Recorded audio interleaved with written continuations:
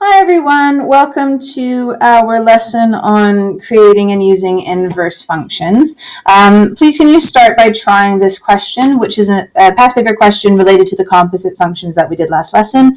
If you could press pause, try the question, and then we will go through it together in a moment.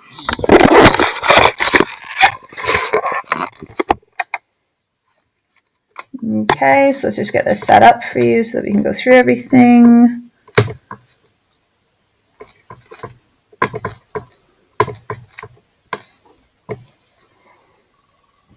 Okay, let's focus. There we go. Lovely.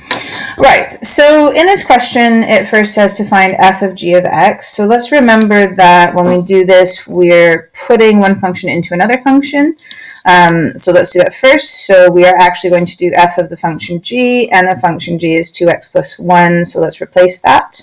Okay, so once again, we are taking g of x and replacing it with the actual function. Okay.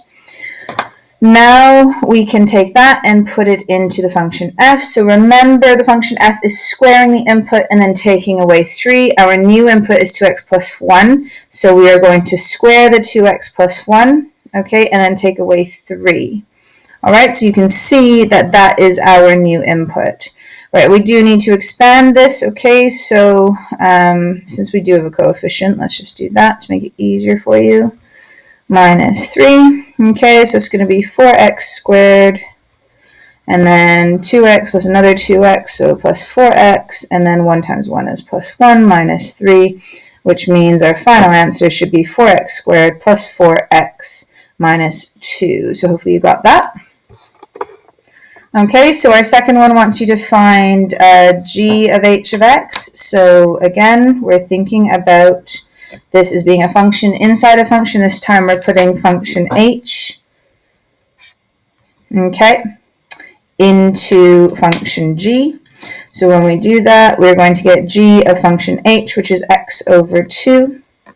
Okay, so we've replaced that with our x over 2.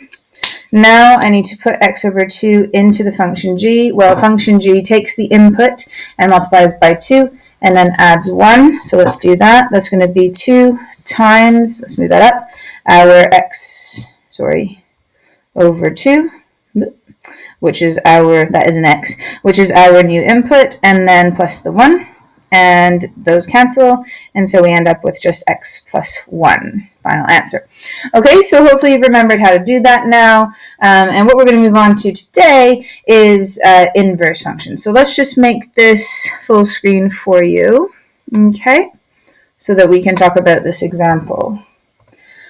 Now, the whole concept of an inverse is to actually reverse the effect of the original function. So in other words, go in reverse, quite literally.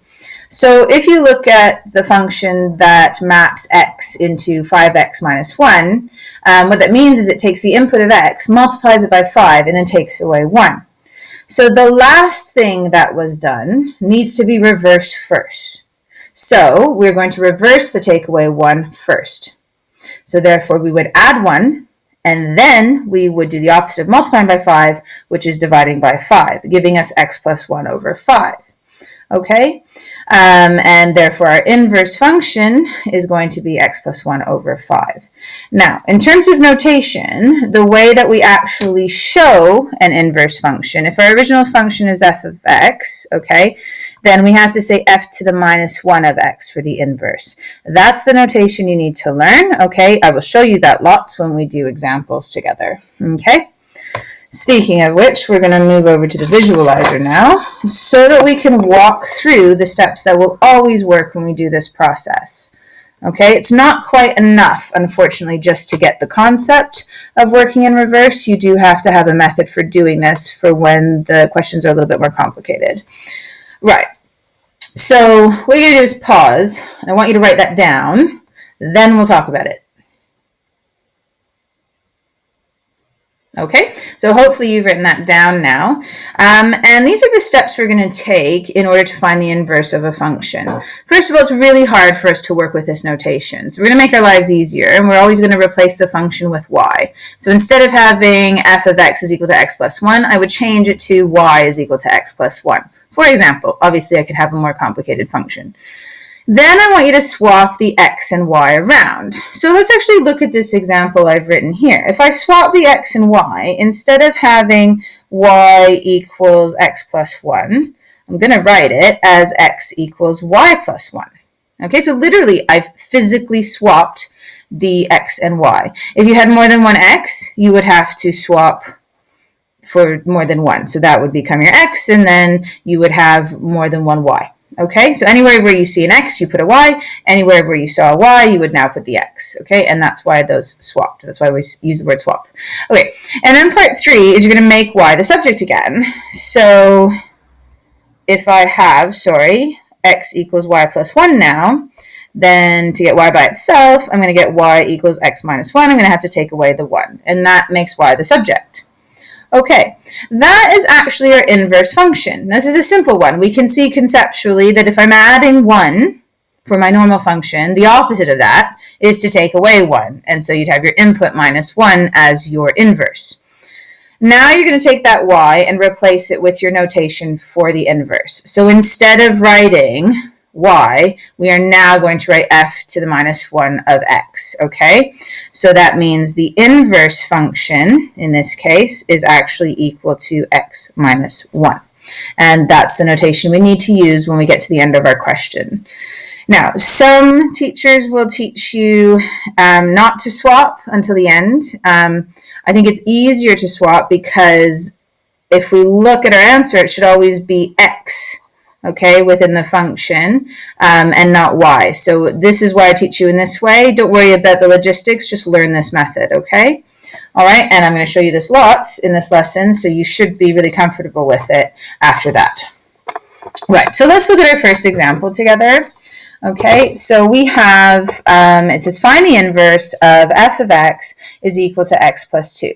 So let's remember our steps. The first step was we were going to replace that with a y, okay? So the first thing we're going to do is write y is equal to x plus 2 over 3. The second step, we were meant to swap any x's and y's, okay? So part 2, we're going to change it to x is equal to y plus 2 over 3.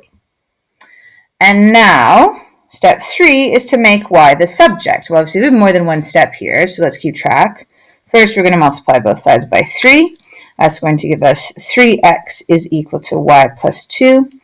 And then to get y by itself, we have to take away the 2 from both sides. And so we end up getting y is equal to 3x take away 2. Okay? And our very last step, now that we've reorganized this and we've got our inverse function, is to actually state that that is the inverse function by changing our notation to the inverse function. Okay, so don't know why I did that. All right, so we have the inverse function is equal to 3x minus 2. Okay, let's take a look at a second example. This is a little bit more complicated, but we can manage. Okay, so first step was to turn that into a y. Okay, so we got y is equal to x plus 1 over x minus 2. Second step was to swap our y with x, and so we would have x is equal to, here's where we have to do this twice, okay? So y plus 1 over y minus 2, so anytime you see an x, it now becomes a y. All right, and now eventually we're going to have to make y the subject. Well, just like when we have this when we're doing any changing the subject, we're going to have to treat this like it's a bracket and multiply the whole bracket up, okay? So that's going to give us x times y minus 2 is equal to y plus 1. Let's expand that. We're going to get xy minus 2x is equal to y plus 1, okay? Now we need to get the y's together, so we're going to take away y so that we can move it over to the left. So it's going to be xy minus y minus 2x is equal to 1. Now I can add the 2x to the other side because I don't want that with the y's.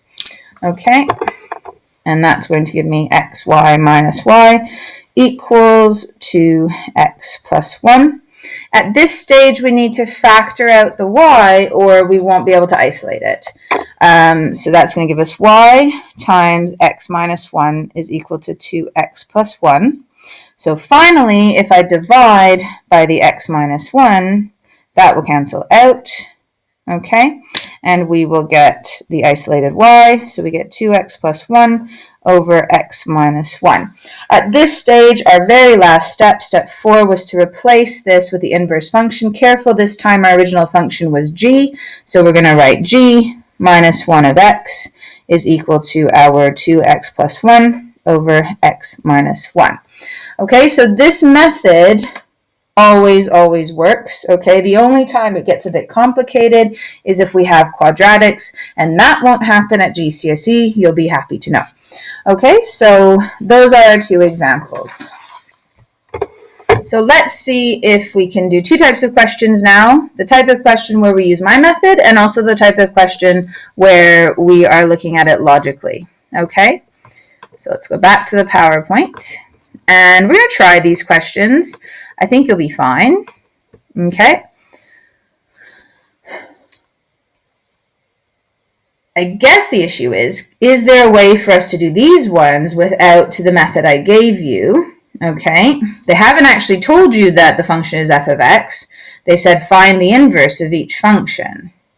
So I'm not giving you a name for the function. So these should be easy enough to think about logically. So let's take the first example, 15a, okay, where they're mapping x to 4x plus 9. Well, that means our input is x. The first thing we are doing to it is multiplying by 4, and then we are then adding 9 to get my output, which is 4x plus 9. Okay, so what if we now start with x over here? The opposite of adding 9 is to take away 9, okay? And then the opposite of multiplying by 4 is to divide by 4. And that will give us our output. But what's our output going to look like? Well, first I have to write x minus 9. Yes, because that was the first step. And then I have to divide all of it by 4. So actually we have x minus 9 over 4. So in this case, the inverse would be x minus 9 over 4. Okay, so now that I've walked through that first one with you, I'd like you to try it yourself for B, C, and D. When you get to C and D, I recommend that you expand and simplify before you do the inverses. Okay, so remember, this is kind of the logical method where we're just working backwards. Okay, when we get to more complicated ones with the actual function notation, we use the method I taught you. For these ones, we can use common sense and we can work in reverse. All right, so try them, press pause, and then I'll go through B, C, and D with you.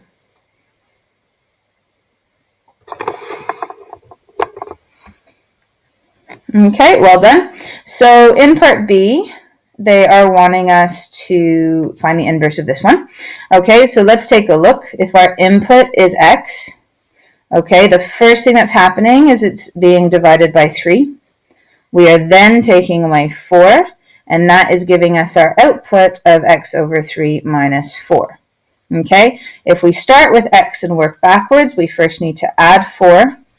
We then need to multiply by 3. And if I did that, that would give me x add 4 all multiplied by 3, which I could write like this. So in this question, the inverse is 3 times x plus 4. Please don't worry about expanding at that point. You can leave it in the factorized format. Okay? So now I said for part C that you could expand. Okay, but you don't actually have to. We can walk it through the function machine either way. So I'm going to show you both ways. So let's look at part C in both ways. So let's just say you didn't expand. If you don't expand, what we're looking at is being very careful with the order here. You think about your order of operations. Brackets is going to come first. So whatever's in the bracket should happen first. So that means that when I take my input, the first thing I'm actually doing here is adding 6. The second thing I'm doing is multiplying by 2. And that gives us our output. If I start with the x, okay, then I should be dividing by 2, then taking away 6. And if I did that, that would give me x over 2 and then take away 6. So my inverse, okay, will be x, sorry, that should be an arrow, x over 2 minus 6. Right, what if you did expand? Okay, it still works. Let's take a look. Okay, so Now we're just going to expand this and say that we're mapping it to this plus 12. Okay, right, so again, we start with our input. In this case, we would be multiplying by 2. Then we would be adding 12. Okay, and that would give us 2x plus 12. If I start with x, I should be taking away 12 and then dividing by 2. And if I did that, I would have x minus 12 over 2. Okay, but we can actually simplify that, okay, by dividing both of those by 2. And when I divide both of those by 2, I get x over 2 minus 6. So it's exactly the same thing. Our inverse can still be written as x over 2 take away 6. All right.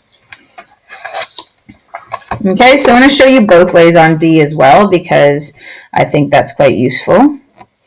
This time we'll start with the expanded version. So let's say you did expand. You said that actually it was 7x minus 28 minus 1, which gives you x mapping to 7x minus 29.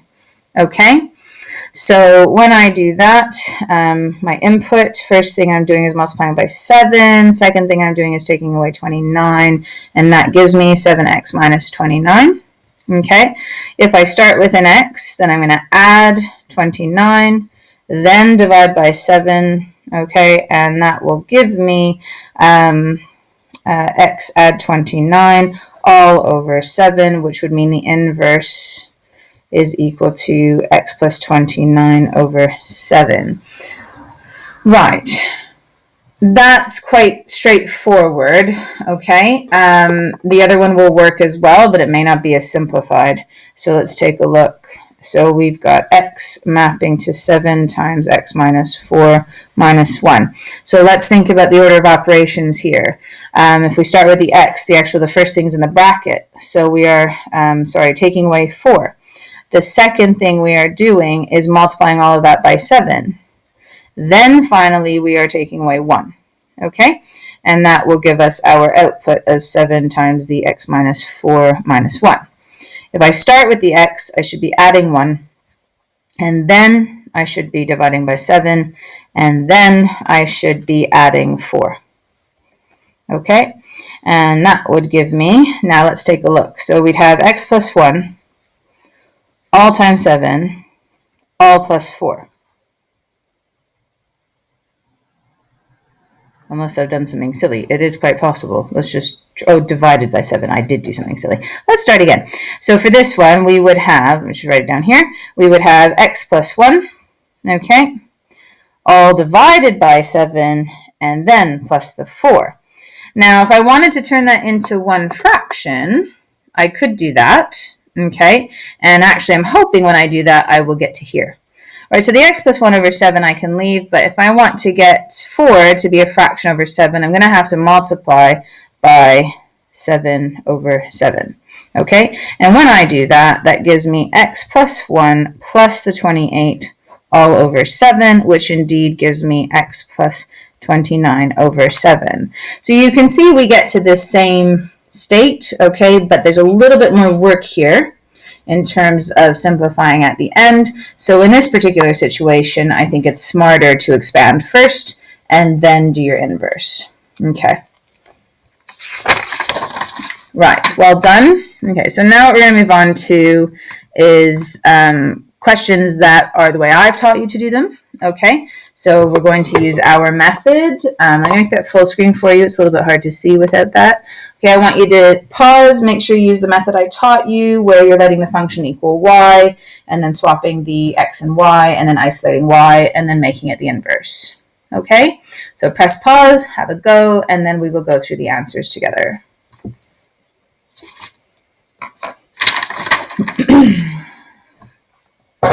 Okay, well done. That should be enough time.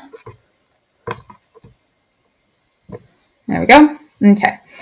Right, so let me just write these at the top so that it's easier for us. We've got f of x is equal to 4 times x minus 1, and we've got g of x is equal to 4 brackets x plus 1. Okay, And it says, first for part A, to find f minus 1 of x. So I'm going to use my new method, okay?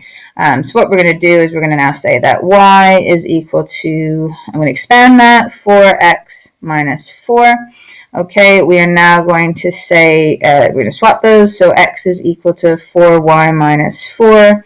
I'm then going to add 4, okay, is equal to 4y. We're then going to divide by 4, so x plus 4 over 4 is equal to y, and therefore f minus 1 of x is equal to x plus 4 over 4. Now, I mean, it's completely up to you. If you want to simplify that further, you'd have x over 4 plus 1. It didn't say it had to be fully simplified, so you would get your marks for that one, okay, because you have correctly done the inverse.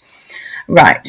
Part B, let's do that over here if we can fit it. Okay, it says to find the inverse of function g. So that's going to be y is equal to, let's expand that, 4x plus 4. Okay, let's swap. X is equal to 4y, add 4. We'd have x minus 4 is equal to 4y. Divide by 4, we get x minus 4 over 4 is equal to y. We can write that as g minus 1 of x is equal to x minus 4 over 4. Again, if you want to simplify, you could turn this into g minus 1 of x is equal to x over 4, take away 1, but that is optional. You would get your full marks for that one. Okay? Right, they've now said to add them together. And this is where it's more convenient to have kept them in this format, okay? Because if I need to add these two together for part C, we have f minus 1 of x plus g minus 1 of x, okay, which we know is equal to x plus 4 over 4 and plus x minus 4 over 4. Okay, we bring that into one fraction. X add 4 plus x minus 4 all over 4 is going to give us 2x, because those cancel out, over 4, which gives us x over 2. Done. Okay, so hopefully that made sense and you're okay with that. Part D says if the inverse function of A plus the inverse function of G, if the inverse function f of a, it's hard to say, and the inverse function g of a is equal to 1, when you add them together, work out the value of a. Okay, well, we've already added them together with an input of x, so we're going to pretend that we now have an input of a. So we now know for part D that a over 2 must be equal to 1. Multiplied by 2, we get a is equal to 2, and that's done. So actually, that wasn't too tricky, that question. You just have to replace the x with a. All right, so well done on that one. We're now going to look at some exam questions. I think these are really important. I have included quite a few. Okay, so what you're going to do for every question is you're going to press pause. Okay, I'll remind you to do that, and then we will go through the answers. And I want you to self-assess and make sure you correct and make sure you fully get this, okay? Because you don't want to forget it.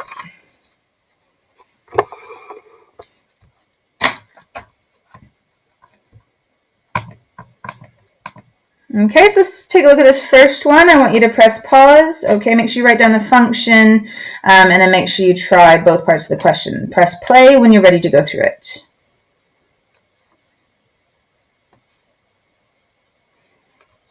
Okay, so hopefully that went all right. Let's take a look. So in this question, we have f of x is equal to 4x minus 7.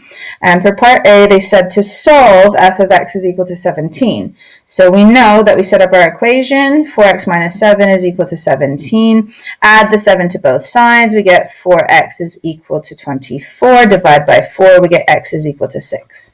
So hopefully we're okay with that one. Well done to those of you who got that. And part B, we want the inverse. So let's make this y is equal to 4x minus 7. Swap them. We get x is equal to 4y minus 7. Add 7 first, which should give you x plus 7. Oops. X plus 7 is equal to 4y. Then divide by 4. We get x plus 7 over 4. Oh my gosh. Apologies.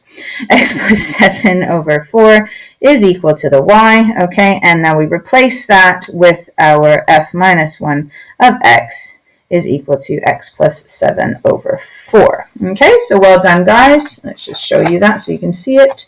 Okay. Right, let's take a look at the next one. Okay, so press pause, okay, have a go, and then we'll go through the answer.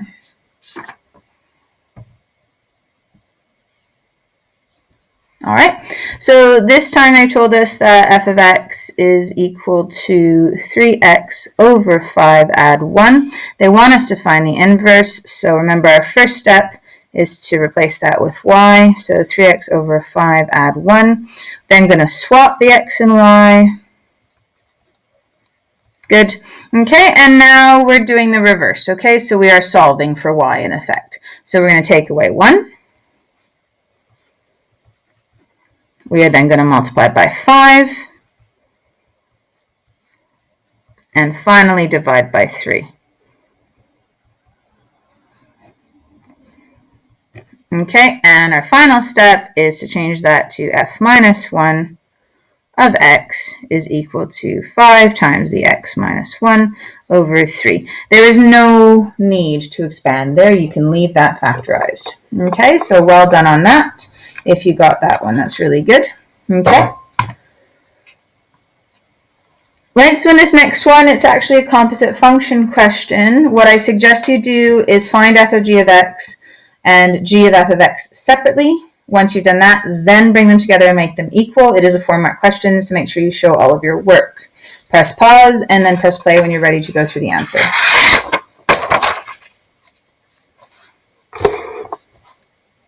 Okay, so guys, let's take a look at this one. The first thing we're going to do is find them separately. So we'll start with f of g of x. Okay, so remember in this case, I'm just get a different color.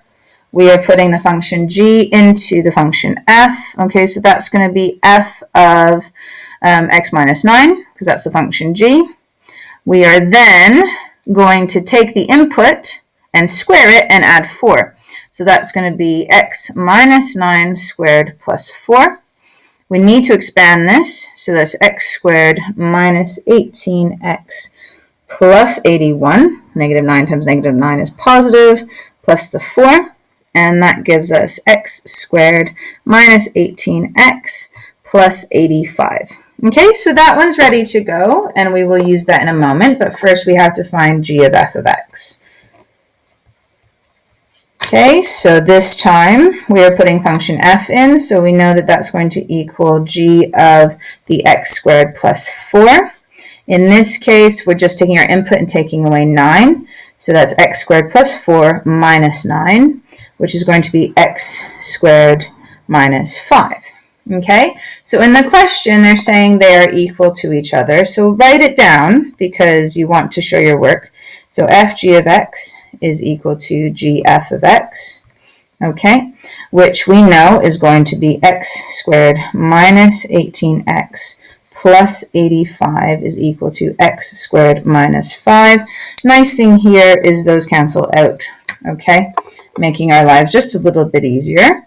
I think it's definitely easier if that's positive, so now I'm going to change the sign of everything. So 18x minus 85 equals 5. You are allowed to do that. It's like dividing or multiplying by negative 1. As long as you do it to everything, the values stay the same. Okay, now I can add my 85, giving me 18x is equal to 90, and we divide by 18, giving me x is equal to 5, and we're done. Okay, so well done those of you who got that. Very methodical. Find them separately, make them equal to each other, and solve. Okay, so nothing to worry about there. All right, so press pause on this one and have a go. Don't forget that in order to show that, you need to use those two inputs separately.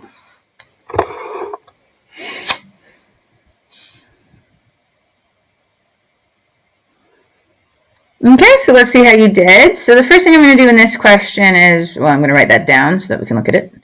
X squared plus 2x plus 1. Okay, so if my input for the first bit is x plus 2, let's actually do that. So that's going to be x plus 2 squared, because we're squaring the x there, plus 2 times the x plus 2, okay, plus the 1.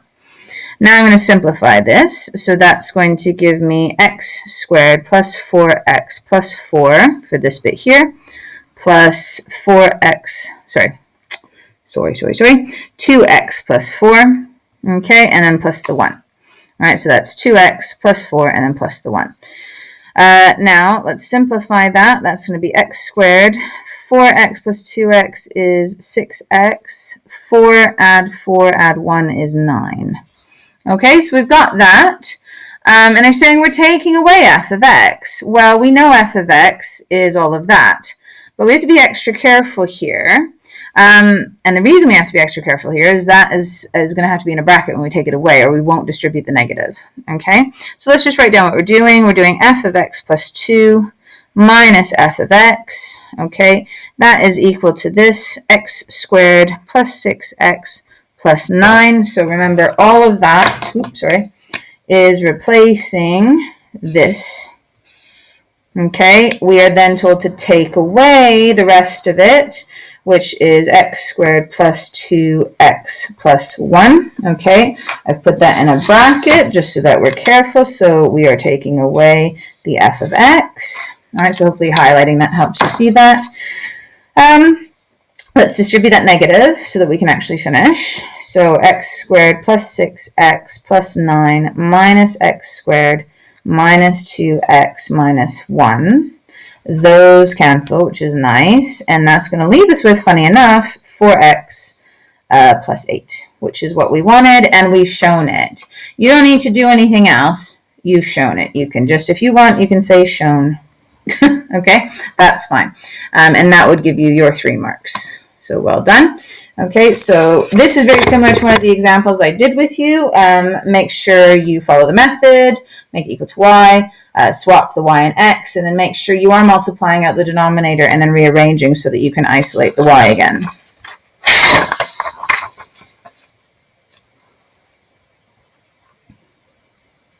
Okay, good. Hopefully that's done. So let's take a look. So we're going to write it as y equals 1 plus 2x over 7 plus x. That's step 1, remember. Now we're going to swap. So we get x is equal to 1 plus 2y over 7 plus y. We now need to expand by multiplying that up. Okay, so we're going to have x times 7 plus y equals 1 plus 2y. Now we expand, so 7x plus xy is equal to 1 plus 2y. I need the y's together, so let's take away 2y from both sides.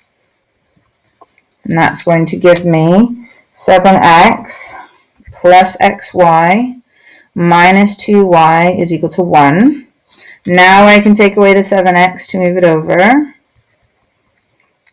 And that's going to give me xy minus 2y equals 1 minus 7x. Okay. In order to isolate the y and make that the subject, we're going to have to factorize now. So that's y times x minus 2. And that is equal to 1 minus 7x. Okay. We can now divide by the x minus 2, both sides. That's going to get y by itself, which is what we need. So y is equal to 1 minus 7x over x minus 2. Okay, and at this stage, we can now bring in our inverse notation. In this case, it's an h. So we can write as a final answer, h minus 1 of x is equal to 1 minus 7x over x minus 2. And we're finished. Well done.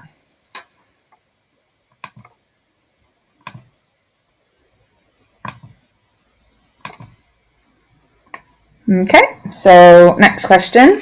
Press pause and have a go, and then we'll talk about it. Just be, before you press pause, can you be very careful here. They are wanting you to do a composite function, but before you can do it, you need to find the inverse function.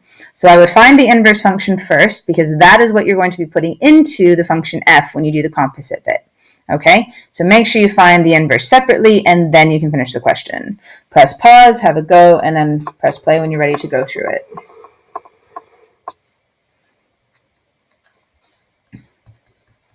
Okay, well done. Let's see how we did. Right, so we know that that's our function. We need to find the inverse before we can do anything, so let's do that first. So y is equal to negative 3x minus 2. That becomes x is equal to negative 3y minus 2. We swap them. Okay, add the 2 first. X plus 2 is equal to negative 3y. Divide by negative 3, we get x plus 2 over negative 3 is equal to y. We don't like negatives on the bottom. Okay, so we're going to swap the signs of everything. And so what we get is actually negative x minus 2 all over 3 is equal to y. Okay, replace it with your f minus 1 notation. Okay, and we get negative x minus 2 over 3 is the inverse. Okay, it's just better practice to have your negatives in the numerator than in the denominator. It's just one of those things. There isn't actually a reason for it, I don't think. But that's what I need you to do. Okay? Right, so we've got that. So now we can actually answer the rest of the question, which is to find this composite function. Well, that means we are putting the inverse into the function f. Well, we now know the inverse, so let's do that. So that equals f of negative x minus 2 over 3.